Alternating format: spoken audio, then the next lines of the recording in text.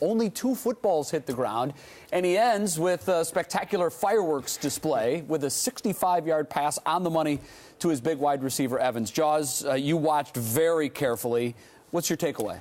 I got a page of notes. How much time do we have? Let's go through it. Tell us what you have. I was very impressed. And this is what the pro day workout should be. Johnny Manziel showcasing his talents, and he was magnificent. Every throw he made. But I would agree with Todd McShay and Bill Polian. I would have loved to see a couple of those far hash, deep sideline throws where you got to drop back and rip one down that sideline. But when you look at what I was looking for, it was going to be the proper mechanics, which I thought were critical. In studying the game tape of Johnny Manziel, I saw flaws in his mechanics.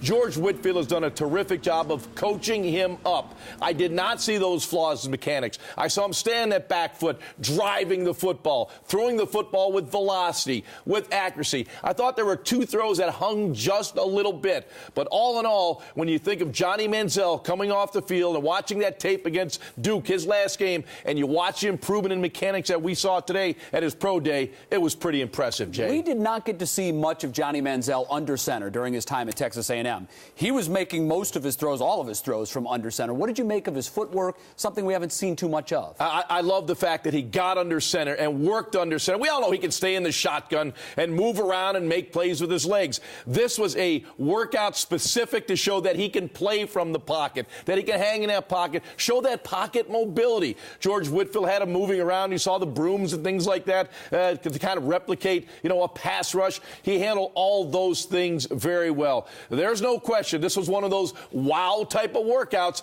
much like Bortles had a couple weeks ago, and unlike Teddy Bridgewater a few weeks back. So I think clearly Johnny Manziel's stock will go up after this pro day workout. You did mention several times that you didn't like his arm slot dropping down, and we heard Bill Polian talk about this, saying that he wouldn't change that. Why is his arm slot so important? Yeah, I think Bill and I might be, looking at this a little bit differently. I don't think you need to change the motion, but you want to be consistent in that slot. So you're throwing that ball at about 3/4, which is right about here. And actually the dig route that Johnny threw that sail a little bit, I saw the elbow drop down. That's going to get the nose, the ball up, and it's going to sail a little bit. But when you look at the drop of the elbow, that's going to cause some problems. The ball will sail. Now, I'm not saying you got to bring it, way down or way up, but I think you want to be 3/4 and remain consistent in that approach. I think Bill and I are saying the same thing a little bit differently. He said he wouldn't change it. I think you want to be more consistent with that 3/4 delivery. You said you were impressed. Does he move into your first 3 rounds now?